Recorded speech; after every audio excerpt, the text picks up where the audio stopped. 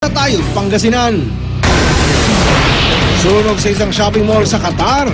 19 na tao, karamihan mga bata, patay.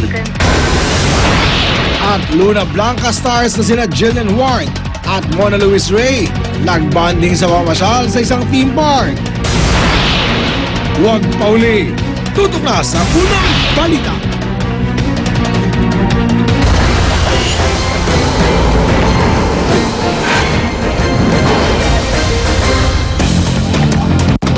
Mainit nang inaabangan na magiging hatol sa impeachment case laban kay Chief Justice Renato Corona ngayong araw. 16 na boto ang kailangan para ma-convict si Chief Justice Corona sa kahit isa sa 3 articles of impeachment na laban sa kanya. Darito ang report ni Jam Sisante. Presiding officer declares the presence of a quorum.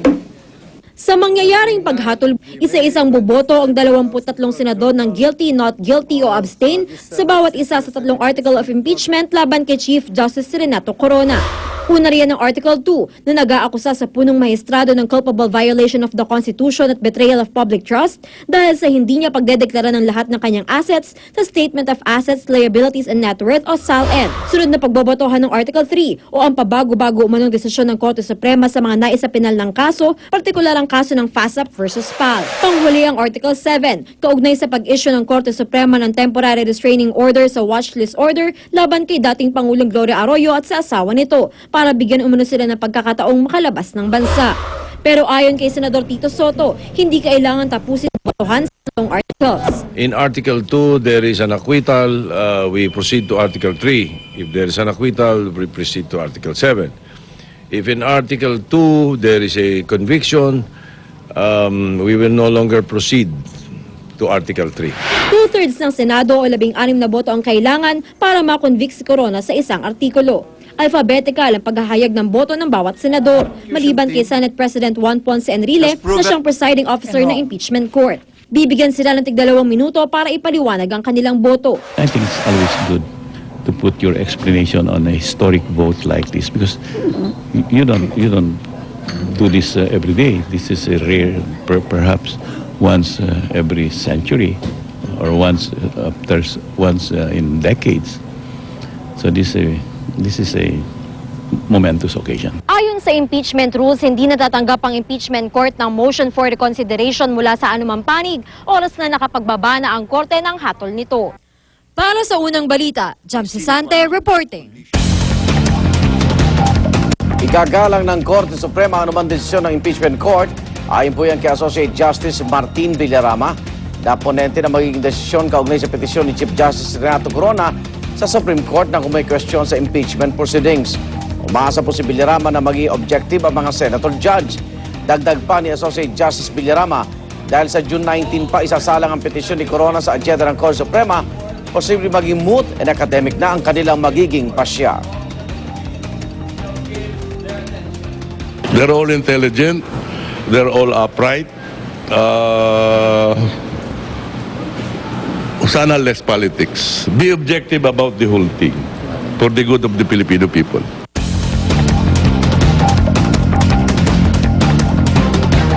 Posibleng hindi na pumunta sa Senado si Chief Justice Renato Corona ngayong araw. Nanatili pa rin kasi naka-confine si Corona sa Medical City. At mula sa Pasig City, may live report si Mab Gonzales. Mab. Igan, mamayang hapon nga inaasahang ibababa na ang hatol kay Chief Justice Renato Corona. Ngunit hanggang ngayon ay nananatili pa rin siyang nakakonfine dito sa The Medical City. Presumption is against... Hindi na dumalo ang punong maestrado sa closing argument sa impeachment court kahapon at nanatili na lang dito sa The Medical City. Mula nang bumalik sa ospital noong Biyernes, hindi na siya ulit lumabas. Binabantayan pa kasi ng mga doktor ang kalagayan niya at baka magkaroon ng mga komplikasyon dulot ng kanyang diabetes. Mas maayos na ang kondisyon ni Corona kaya't sa regular room na lang siya nakakonfine ngayon. Ayon kay Lead Defense Counsel Retired Justice Serafin Cuevas, posibleng hindi na rin dumalo si Corona sa pagbibigay ng hatol sa Senado ngayong araw. Inaalala kasi ng kanyang pamilya at mga doktor ang kanyang kalusugan. Bukod pa rito, wala naman daw silang natanggap na written notice na kailangan pang humarap sa korte ni Chief Justice Corona. Hindi na naglabas ng bagong medical bulletin ang mga doktor nitong si Chief Justice Corona, ngunit patuloy tayong mag-aantabay dito sa The Medical City. Igan? Maraming salamat, Mav Gonzales. Kaunay pa rin po ng nakatakdang paghatol ng impeachment court kay Chief Justice Renato Corona. Kasama po natin ngayong umaga sina Representative Erin Tañada, ang tagapagsalita ng prosecution panel. Narito rin po si Attorney Rico Quicho, ang tagapagsalita naman ng defense panel. Magandang umaga po sa inyo. Magandang umaga, Rhea. Nakatulog naman. Opo, Ito na medyo magandang makasaysayang umaga. araw tayo. First in our history, Yes. ano ho? Balikan po natin yung mga nakasaad sa 3 articles of impeachment. Isa-isahin natin. Unahin natin yung sinasabing pinakamalakas na reklamo, itong Article 2. Tama po. Ano ho ba yung pinakamalakas na ebidensya o testimonyang naiharap sa tingin nyo ng prosekusyon para patunayan itong Well, Article kung titignan po natin ang ebidensya, ito yung mga unang-una, yung mga ari-arian na hindi dineklara sa tamang panahon kung kailan ito binili o binenta. No?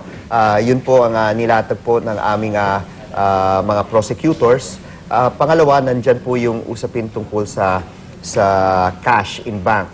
And kailangan natin na isipin na, Rhea, ito ay mula 2002 hanggang 2010. Kasi kung minsan parati sinasabi isang SALN lang ang pinag-uusapan, 2010. Sasabihin po ng mga kaibigan po natin sa depensa, nandyan naman po sa 2010 SALN yung 5 ari-arian.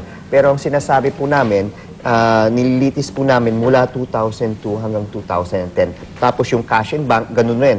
Meron pong discrepancy kung ano ang dinedeklara po niya at ano yung totoong pera niya sa bangko. Basehan po ng depensa Well, para ma-acquit ang inyong Ang kliyente. kinakailangan talagang sagutin dito, yung Article 2.3, no? Yung non-inclusion of properties in the SALN, na sabi nga ni Congressman Erin. Kami naman po naniniwala doon sa factual issues dito. We agree on the factual issues. But ang pinagtatalunan po talaga yung interpretation, no? Yung legal issue. No? Sapagkat sa amin po, yung doon sa properties na sinasabi nila kung bakit hindi namin inilagay sa SALN ni Chief, hindi nilagay ni Chief Justice sa SALN niya noong mga panahon na yun. Sapagkat ang legal issue kasi doon, wala pang actual delivery. No? So, hindi pa naman sa kanya yung properties noong panahon na yun, kaya hindi pa niya nilagay sa SALN. Yes. Yun dun sa dollar accounts naman, pati sa peso accounts, I think kahapon po nakita natin dun sa paglilitis na talaga ang pinupunto po namin dito, ayon po sa Foreign Currency Deposit Act, yung mga foreign currency deposits or yung dollar accounts ay absolutely confidential. At dahil po dito sa paggamit ni Chief Justice sa interpretasyon ng batas na hindi ito kinakailangan ilagay sa SALN, wala siyang legal obligation to write it down in his SALN. No? Yung sa peso naman po, paulit-ulit po namin sinasabi that this is a commingled fund. Siya naman po ay tagapangasiwa lamang itong perang ito at hindi po sa kanya. No? So, malinaw na po yung panig ng prosecution, yung panig ng depensa. Ang tinitingnan na lang po natin kung ano po ang mas... Paano titimbangin ng senator judges? ng mga no? senator judges. Yung Articles 3 and 7, I'm sure they can always take judicial notice of the facts, the legal issues surrounding Articles 3 and 7. So, sa tingin po namin, mas magtatagal lang po kami sa Article 2 mamaya. And probably malaki rin weight kung anong interpretasyon ng mga senator judges nga natin sa batas din natin. Tama po yun. At Dahil lahat ba nga nagdedeklara ng kanilang dollar deposits? Totoo po yun. Tama po yun. At very telling rin po yung pagtatanong po ng ating Senate President Enrile kahapon. Dahil... Anong mali? Binalikan po yung usapin ng absolute confidentiality. Ang tanong nga, kung babasahin mo yung batas, ito po ay it's a directive to the banks, no? Na huwag mag-disclose and third parties na to inquire.